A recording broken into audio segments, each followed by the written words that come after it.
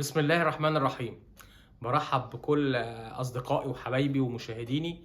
النهارده هقول لكم تفاصيل مهمة وشروط عقد مدرب الزمالك الجديد هيرليتش المدرب الألماني، وهقول لكم كمان قائمة الراحلين عن نادي الزمالك في الموسم القادم، وفي تفاصيل مهمة جدا وشروط مهمة جدا نادي الزمالك عاملها مع المدرب الألماني طبعا.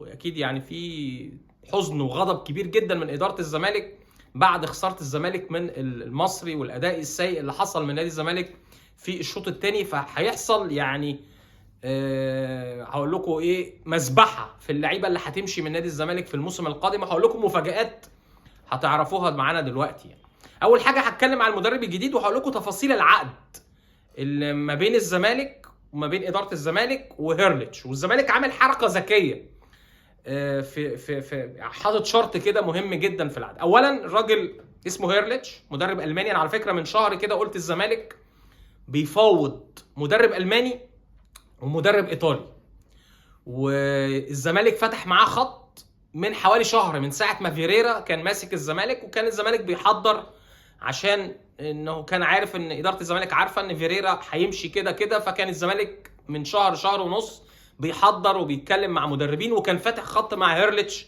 مدرب الالماني اللي الزمالك خلاص تعاقد معاه ووصل مصر امبارح وموجود في مصر، وهيقود نادي الزمالك في المباراه القادمه امام البنك الاهلي يوم الاحد.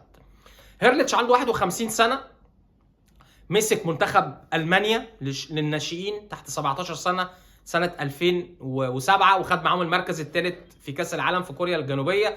مسك منتخب المانيا للشباب 2009، مسك نادي بوخوم ومسك نادي بايرن ميونخ ناشئين تحت 17 سنه، مسك باير ليفركوزن في الفتره من يعني 2017 2019. مسك فتره صغيره جدا، انا كاتب حتى السي في بتاعه هيرليتش مسك باير ليفركوزن فتره حوالي 6 شهور. واخر حاجه كان ماسك هيرليتش مسكها او دربها كان نادي اوجسبورج الكلام ده سنه 2021.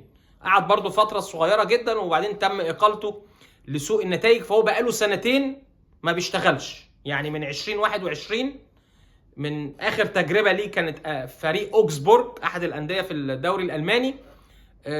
قعد فتره صغيره وتم اقالته، وبقاله سنتين ما بيشتغلش من 20 او يعني مش هقول سنتين، سنه ونص ما بيشتغلش من سنه 2021 حتى الان مش شغال. فالزمالك تعاقد معاه. طيب ايه تفاصيل عقد هيرليتش مع نادي الزمالك؟ هيرليتش اولا كان عايز يجيب جهاز فني كامل اجنبي معاه، ولكن اداره الزمالك رفضت وقالت ان هو يجيب بس 2 معاه في الجهاز الفني اجانب.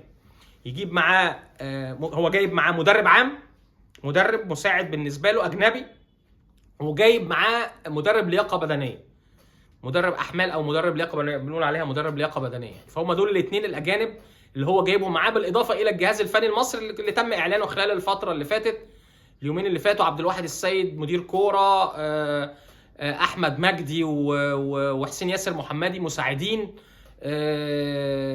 مدرب حراس مرمى محمد عبد المنصف. وان شاء الله نتمنى لهم التوفيق طبعا، يعني كلهم ابناء نادي الزمالك وكانوا لعيبه مميزين، وان شاء الله يكونوا في على المستوى التدريبي ان شاء الله كمان مميزين ويقدروا يساعدوا الراجل. طيب الراجل عقده قد ايه فلوس ومده؟ الراجل جاي نادي الزمالك لمده سنه و4 شهور او موسم و4 شهور، ال4 شهور المتبقيين في الموسم الحالي والموسم القادم. بس في شرط في عقده ان هو الزمالك هيجربه في ال4 شهور اللي جايين دول، اللي هم ال4 شهور المتبقيين. وفي كمان خلي بالكم البطوله العربيه في نهايه شهر 7 وبدايه شهر اغسطس شهر 8، فالزمالك هيجربه في ال4 شهور دول هل الراجل هينجح مع نادي الزمالك ولا. ان في بند في العقد بيسمح لنادي الزمالك انه يستغنى عن المدرب بعد ال4 شهور.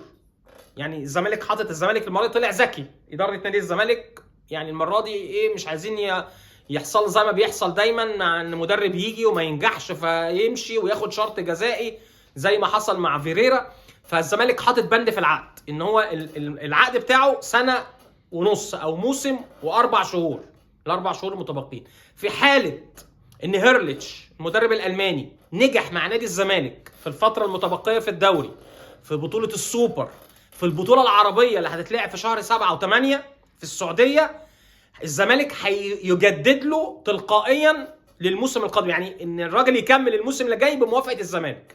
في حاله عدم نجاح الراجل مع نادي الزمالك في الاربع شهور المتبقيين في الموسم الحالي والبطوله العربيه، هيتم رحيله بدون ما الزمالك يتحمل اي شرط جزائي. يعني الزمالك حاطط بند في العقد ان هو الراجل يمشي بعد 4 شهور بدون مقابل، بدون شرط جزائي، في حاله عدم نجاحه مع نادي الزمالك في ال4 شهور القادمين. والراجل موافق، الراجل ما عندوش مشكله. زي ما قلت لكم الراجل اخر تجربه ليه كان نادي اوكسبورج سنه 2021، ومن ساعتها ما مسكش انديه، واحنا اهو في 2023 يعني بقى له حوالي سنه ونص، سنه و7 شهور ما تولاش تدريب انديه يعني. فالراجل موافق. طيب القيمه الماليه كمان لهيرليتش مش عاليه. هو وجهازه الفني مع الاثنين اللي انا قلت لكم عليه الاجانب، اللي هو المدرب المساعد ومدرب اللياقه البدنيه، الثلاثه بهيرليتش هياخدوا $70,000. $70,000 دي القيمه بتاعه هيرليتش. والزمالك حتى اتفق معاه، اداره الزمالك اتفقت مع هيرليتش ان هو لو نجح مع نادي الزمالك في ال4 شهور المتبقيين في الموسم، الزمالك من بدايه الموسم القادم هيزود له القيمه الماليه بتاعه عقده. هو دلوقتي بياخد 70 او هياخد $70,000 مع بالاضافه للاثنين المساعدين اللي معاه من الفلوس دي برضو من $70,000. ولو نجح مع نادي الزمالك في ال4 شهور المتبقيين دول وعمل نتائج كويسه ونجح في البطوله العربيه ونافس واشتغل بشكل كويس وتأقلم مع نادي الزمالك، الزمالك هيزود له الفلوس مع بدايه الموسم القادم. يبقى عقد الراجل موسم و4 شهور. الزمالك يقدر يمشي الراجل بعد 4 شهور بدون ما يتحمل اي شروط جزائيه، وده بند موجود في العقد. في حاله نجاح المدرب مع نادي الزمالك خلال الفتره المتبقيه ال4 شهور القادمين، الزمالك هيجدد له او العقد هيكمل بشكل تلقائي ما بينه وما بين الراجل المدرب الالماني. وكمان الراجل عقده هيزيد في الموسم القادم، او القيمه الماليه هتزيد في الموسم القادم. ده بالنسبه لهيرليتش. وزي ما قلت لكم عنده 51 سنه وخد اكتر من تجربه في الدوري الالماني. مسك زي ما قلت لكم اوكسبورج، ومسك كان اخر تجربه ليه اوكسبورج، ومسك نادي بوخوم، ومسك نادي باير ليفركوزن بس لمده 6 شهور، ما عادش كتير في باير ليفركوزن وتم اقالته. ومسك منتخب المانيا للشباب زمان ناشئين، وخد معاهم ثالث كاس عالم، ومسك منتخب المانيا للشباب في 2009. يعني سي في مش وحش، بس يعني دايما ما بيعمرش في الانديه الالمانيه، ما بيقعدش فترات كبيره يعني. طيب ده بالنسبه للمدرب الالماني. وطبعا تم اقاله الجهاز الفني بالكامل في نادي الزمالك بعد مباراه المصري والخساره من النادي المصري في بطوله الدوري الممتاز. وزي ما قلت لكم حاله غضب شديده جدا سواء من اداره النادي او من الجماهير، ان برضو خلينا نقول ان في تقصير كبير جدا كمان من لعيبه الزمالك في الماتشات اللي فاتت، وشكل الفريق، وفي مشاكل في اوضه اللبس، والدنيا مش حلوه داخل نادي الزمالك. طيب انا معايا الزمالك عايز يمشي لعيبه كتير جدا في نهايه الموسم الحالي، ان في لعيبه كتير جدا ما نجحتش مع نادي الزمالك، حتى انا من كتر الاسماء انا كاتبهم قدامي.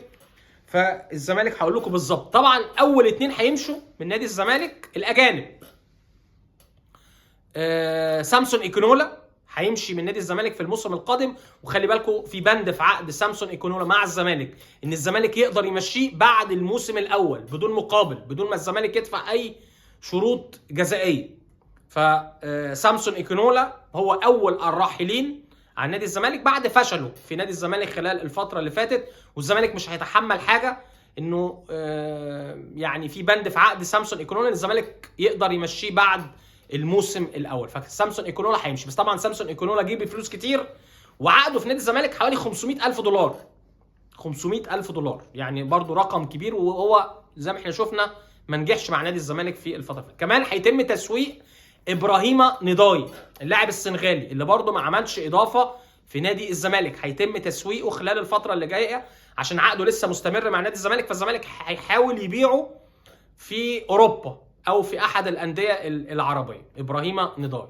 اللعيب الثالث اللي هيرحل في الموسم القادم احمد بالحج. انتوا عارفين ان احمد بالحج لاعب المغربي، يعني هو على قوه نادي اسوان، هو معار الى نادي الزمالك، وفي بند في عقده ان الزمالك يقدر يفعل بند الشراء. فالزمالك مش هيفعل بند الشراء، ان برضو يعني احمد بالحج هيرجع اسوان في الموسم القادم. حمزه المسلوسي عقده هينتهي مع نادي الزمالك بنهايه الموسم الحالي. الزمالك مش هيجدد لحمزه المسلوسي عقده الفتره القادمه. يعني حمزه المسلوسي هيعتبر ده الموسم الاخير بالنسبه له مع نادي الزمالك. طبعا في بعض اللعيبه كمان المصريين دول، انا اتكلمت في الاجانب، يعني قلت بالحج مش هيتم تفعيل بند الشراء، ابراهيم انداي هيتباع، سامسون ايكولولا هيمشي بدون ما الزمالك يتحمل اي حاجه، ان في بند في عقده، في شرط او في بند في عقده بيقول ان الزمالك يقدر يمشيه بعد نهايه الموسم الاول. حمزه المسلوسي عقده هيخلص مش هيتم تجديده. في برضو كلام ان هيبقى في جلسه مع عمر جابر في نهايه الموسم الحالي لفسخ التعاقد بالتراضي ما بين الزمالك وما بين عمر جابر. انا برضو عمر ما عملش اضافه من ساعه ما جه نادي الزمالك. عمرو السيسي هيرحل، مصطفى الزناري، انا معايا قائمه كبيره جدا، محمود شبانه، عمرو السيسي ومحمود شبانه ومصطفى الزناري. احمد فتوح، خلي بالكم هو الزمالك متمسك بيه ان احمد فتوح لعيب مميز ولعيب عقده لسه ساري مع نادي الزمالك، لكن اللي احنا عارفينه الفتره اللي فاتت ان احمد فتوح نفسه هو اللي عايز يمشي من نادي الزمالك، وعنده عروض وفي مشاكل كتير ما بينه وما بين اداره نادي الزمالك في الفتره الحاليه. سيف الجزيري ناقص له سنه في عقده لسه الموسم القادم. تعتبر الصفقه الوحيده اللي نجحت مع نادي الزمالك في الفتره اللي فاتت هو ناصر منسي. ناصر منسي هو احسن لعيب الزمالك تعاقد معاه، وانا قلت لكم ان ناصر انا تعاملت معاه في نادي البنك الاهلي ومن المهاجمين المميزين جدا، وهيكون من افضل المهاجمين في مصر خلال الفتره القادمه. ناصر لعيب جامد جدا، ويعتبر هو الصفقه الوحيده اللي نجحت مع نادي الزمالك في الفتره القليله اللي فاتت. في كلام برضو ان محمد اشرف رؤى الزمالك هيطلعه اعاره في الموسم القادم، والزمالك هيعمل عقود ليوسف اسامه نبيه ولسيف فاروق جعفر. دي قائمه الراحلين عن نادي الزمالك في الموسم القادم زي ما قلت لكم. وفي عبد الله جمعه كمان، نسيت اقول عبد الله جمعه، وفي كلام على محمد عبد الغني. يعني في اسماء كتيره هتمشي من نادي الزمالك زي ما قلت لكم. سامسون ايكونولا، ابراهيم انداي، احمد بالحج هيرجع اسوان، حمزه المسلوسي مش هيتم تجديد عقده. جلسه هتكون ما بين الزمالك وعمر جابر في نهايه الموسم لفسخ التعاقد بالتراضي. عبد الله جمعه، في كلام على محمد عبد الغني بشكل كبير جدا، محمود شبانه. يعني هيتم تفوير نص فرقه نادي الزمالك، ان يعني في لعيبه كتيره ما نجحتش مع نادي الزمالك في الموسم الحالي. وزي ما قلت لكم سيف الجزيري ناقص له سنه في عقده، لسه ليه كمان الموسم القادم مع نادي الزمالك، فسيف الجزيري برضو مستمر. بالاضافه بقى لعمرو السيسي ومجموعه كبيره من اللاعبين اللي انا قلت اساميهم دول هيرحلوا عن نادي الزمالك في الموسم القادم. وخلي بالكم برضو الزمالك الاربع شهور اللي جايين هيشوف المدرب الالماني مين اللي هيعجبه من اللعيبه، مين اللي مش هيعجبه، الراجل نفسه الالماني هينجح مع نادي الزمالك ولا. زي ما قلت لكم عنده بند في عقده ان الزمالك يقدر يمشيه بعد الاربع شهور، هيشوفوا او هيختبروا خلال الفتره القادمه. دي يعني اكتر حاجه بتدور داخل نادي الزمالك حاليا، ودي الكلام ده مؤكد، انا بجيب لكم الكلام ده مؤكد يعني من مصادر موثوقه من داخل اداره نادي الزمالك، اسماء اللعيبه اللي هترحل، وضع الفريق في الفتره القادمه، المدرب الجديد وتفاصيل عقده مع نادي الزمالك في الفتره الحاليه. واتمنى دايما يعني نتمنى نادي الزمالك يبقى افضل من الفتره اللي بيمر بيها، ان في فتره صعبه جدا بيمر بيها نادي الزمالك في الفتره الحاليه، وتراجع في النتائج بشكل وحش بالنسبه لنادي الزمالك. وان شاء الله يعني بالتوفيق. وبرده في كلمه كده عايز اقولها في الاخر بخصوص شيكابالا، برده لسه موقف شيكابالا ومصيره مجهول بالنسبه للموسم القادم، ان في يعني غضب ما بين اداره الزمالك وشيكابالا في الفتره الحاليه. خلينا نشوف كده ايه اللي هيحصل ونتكلم بقى ان شاء الله خلال الفتره الجايه باذن الله.